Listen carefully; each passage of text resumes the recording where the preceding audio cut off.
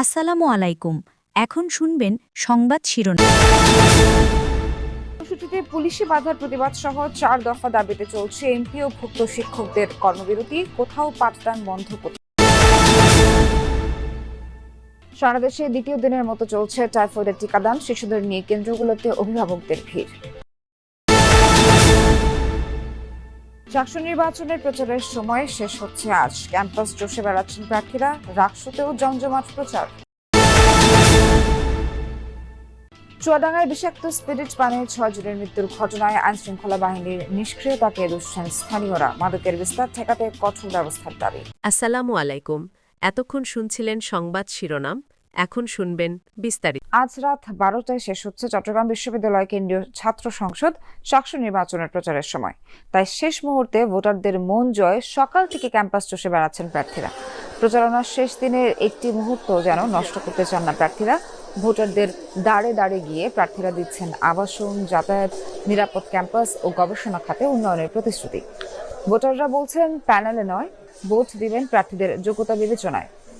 চাকসু নির্বাচনে অন্তত 14টি প্যানেল ঘোষণা করেছে প্রার্থীরা। নির্বাচনের কেন্দ্র ও হল সংসদ মিলিয়ে 907 জন প্রার্থী প্রতিদ্বন্দ্বিতা করছেন।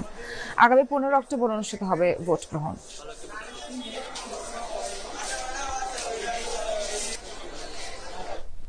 দর্শক, প্রচারণা সবশেষ জানাতে যুক্ত হচ্ছেন সহকর্মী শহীদুল সুমন। শেষ সময় প্রার্থীদের প্রচার কেমন দেখছেন আর ভোটাররা কি বলছেন?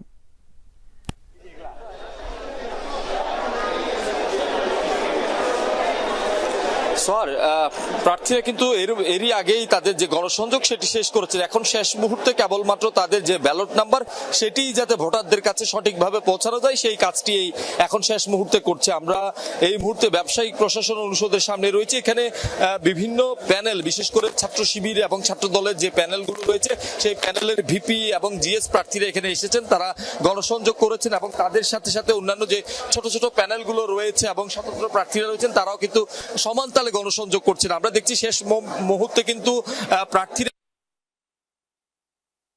এবং শহরের মাত্র তারা গণসংযোগ করছেন, বিশেষ করে বটতল স্টেশন এবং তারা গণসংযোগ করছেন বিশেষ করে বটতল স্টেশন এবং 16 স্টেশন, এই দুটি জায়গা থেকে বিশ্ববিদ্যালয়ের শিক্ষার্থীরা শাটল ট্রেন যোগে কিন্তু ক্যাম্পাসে আসেন। সেক্ষেত্রে সেখানে একটি বড় ধরনের প্রচারণার একটি সুযোগ রয়েছে। সেই সুযোগটিও আসলে এখানকার যারা প্রার্থীরা রয়েছেন তারা মিস করতে চান না। আমরা দেখছি আজকে যেহেতু পরীক্ষা এবং ক্লাস রয়েছে, শিক্ষার্থীরা এসেছেন ক্যাম্পাসে এবং সেই অনাবাসিক শিক্ষার্থীদের কাছে নিজেদের ব্যালট নাম্বার আসলে পৌঁছে দিতে এবং তাদের যে প্রতিশ্রুতি সেটি আসলে তুলে ধরছেন প্রার্থীরা। এবং সকাল থেকে আমরা দেখছি যে প্রার্থীরা তাদের যে গণসংযোগ কার্যক্রম সেটি করছেন। ছাত্র দলের মনোনীত যারা প্রার্থীরা রয়েছেন তারা আসলে বারবারই বলছেন তারা নানা ধরনের অভিযোগ নির্বাচন কমিশনে দিয়েছেন, সেই অভিযোগগুলো কিন্তু এখনো পর্যন্ত সুরাহা করেনি বিশ্ববিদ্যালয় প্রশাসন কিংবা নির্বাচন কমিশন। অন্যান্য যারা প্রার্থীরা রয়েছেন তারাও কিন্তু একই ধরনের অভিযোগ করেছেন। তবে বিশ্ববিদ্যালয় প্রশাসন বলছে সবগুলোই তারা খতিয়ে দেখছেন এবং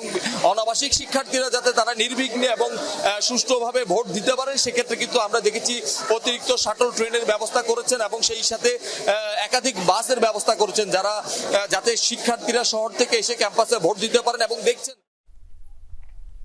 সুমন, আপনাকে ধন্যবাদ। এদিকে রাকসু নির্বাচনে প্রচার গণসংযোগের সময় শেষ হচ্ছে আগামীকাল রাত 12টায়। শেষ মুহূর্তে কাজে লাগাতে সকাল থেকে আবাসিক হল, পরিবহন, মার্কেট, শহীদ মিনার প্রাঙ্গণ সহ ক্যাম্পাসের বিভিন্ন স্থানে যাচ্ছেন প্রার্থীরা, দিচ্ছেন ক্যাম্পাসের বিভিন্ন সমস্যা সমাধানের আশ্বাস। এবার নির্বাচনে কেন্দ্রীয় সংসদের 23টি পদে লড়ছেন 247 প্রার্থী, মোট ভোটার 29,000। দীর্ঘ 35 বছর পর 16 অক্টোবর হতে যাচ্ছে রাকসু নির্বাচন। এ উপলক্ষে 15 ও 16 অক্টোবর 2 দিন একাডেমি কার্যক্রম বন্ধের ঘোষণা দিয়েছে রাজশাহী বিশ্ববিদ্যালয় প্রশাসন।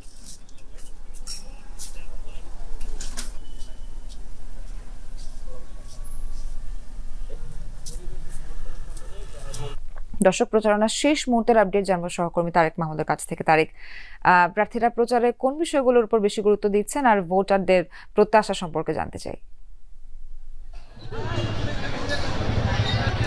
সোহার, প্রথমে বলে রাখি আর মাত্র একদিন কিন্তু সময় আছে প্রচারণার, এবং সে কারণে সকাল থেকে আমি যেমনটি দেখছি যে একদমই জমজমাট প্রচারণা। রাজশাহী বিশ্ববিদ্যালয়ের এমন একটি জায়গা নেই ক্যাম্পাসের যেখানে প্রচার প্রচারণা চলছে না। প্রত্যেকটি বিভাগের সামনে, ডিপার্টমেন্টের সামনে এবং প্রত্যেকটি মোড়ে মোড়ে কিন্তু প্রচার প্রচারণা সেটি চলছে। প্রার্থীরা মূলত ভোটারদের কাছে যাচ্ছেন, গিয়ে তারা আগে ভোটারদের কথা শুনছেন এবং রাজশাহী বিশ্ববিদ্যালয়ের যে বিভিন্ন সমস্যাগুলো রয়েছে, আবাসন সমস্যা এবং ডাইনিং ক্যান্টিন হোটেলের যে খাবারের মান উন্নয়ন, চিকিৎসা ব্যবস্থার উন্নয়ন এবং নিরাপত্তা, সার্বিক বিষয়গুলো তারা ভোটারদের কাছে শুনছেন এবং আরও কী কী সমস্যা আছে তারা জানতে চাচ্ছেন। সকল সমস্যাগুলো জেনে তারপরে তারা ভোটারদের সাথে কথা বলছেন। তারা বলছেন তারা যদি নির্বাচিত হয় রাজশাহী বিশ্ববিদ্যালয়ের প্রশাসনের সাথে বসে তারা এই সমস্যার সমাধান নিরসনে কাজ করবে। সকাল থেকে আমি রাজশাহী বিশ্ববিদ্যালয়ের কয়েকটি জায়গায় ঘুরে দেখেছি 12টি প্যানেল সহ যারা স্বতন্ত্র প্রার্থী রয়েছে প্রত্যেকটি পদের প্রার্থী কেউ কিন্তু বসে নেই। সকাল থেকে তারা প্রচার প্রচারণা শুরু করেছে রাজশাহী বিশ্ববিদ্যালয়ের শহীদুল্লাহ কলা ভবন, সিরাজি ভবন এবং রবীন্দ্র ভবন থেকে শুরু করে 4 সায়েন্স বিল্ডিং, সিলসিলা এবং পরিবহন মার্কেট, টুকিটাকি চত্বর, শহীদ মিনার চত্বর, প্যারিস রোডে সব জায়গাতেই চা স্টলে, হোটেলে এবং যারা ডিপার্টমেন্ট থেকে যখন ক্লাস পরীক্ষা শেষ হয়ে শিক্ষার্থীরা বের হচ্ছেন সেই জায়গাতে গিয়ে কিন্তু যারা প্রার্থী রয়েছেন তাদের যে হ্যান্ডবিল, সেই হ্যান্ডবিলগুলো দিয়ে তারা ভোট চাচ্ছেন এবং বেলা যত বাড়ছে প্রচার প্রচারণা রাজশাহী বিশ্ববিদ্যালয়ে একদমই জমজমাট হয়ে উঠছে। সোহাগ। তারেক, ধন্যবাদ।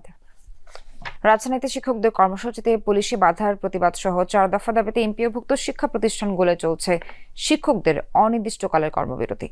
তবে শিক্ষা প্রতিষ্ঠান ভেদে দেখা গেছে ভিন্ন ভিন্ন চিত্র। অনেক এমপিওভুক্ত স্কুল কলেজে সকাল থেকে শিক্ষকরা উপস্থিত থাকলেও পাঠদান থেকে বিরত রয়েছেন। দাবি দেওয়া পূরণ না হওয়া পর্যন্ত কর্মসূচি চালিয়ে যাওয়ার ঘোষণা তাদের।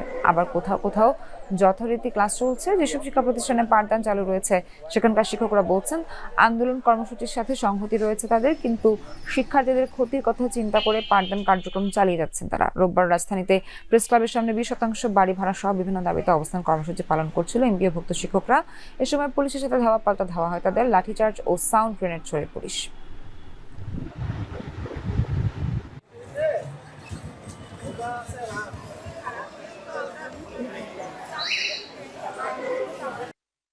শিক্ষকের উপরে যে হামলা হয়েছে তার প্রতিবাদে এবং কর্মবিরতির জন্য আমরা আজকে সবাই কর্মবিরতিতে বসছি। যতক্ষণ পর্যন্ত আমাদের দাবি দেওয়া শেষ না হয় অথবা কেন্দ্রীয়ভাবে নির্দেশ না আসে ততক্ষণ আমাদের এই কর্মবিরতি চলতে থাকবে। আমাদের আন্দোলন অব্যাহত থাকবে যতদিন পর্যন্ত জাতীয়করণ করা না হবে। আমরা কেন্দ্রের নির্দেশে আমরা কর্মবিরতিতে থাকবে। এ বিষয়ে আরো জানাতে খুলনা থেকে যুক্ত হচ্ছেন সহকর্মী প্রবীর বিশ্বাস। প্রবীর, খুলনায় এমপিওভুক্ত শিক্ষা প্রতিষ্ঠানগুলোতে যে ঠিকঠাক মতো পাঠদান চলছে না, এই বিষয়ে শিক্ষকরা কি বলেছেন সবশেষ? খুলনাতে এমপিওভুক্ত যে স্কুলগুলো রয়েছে সোয়ার, তার বেশি সংখ্যক স্কুলই যদি বলি 2-1টি হাতে গোনা ছাড়া কোনো স্কুলেই পাঠদান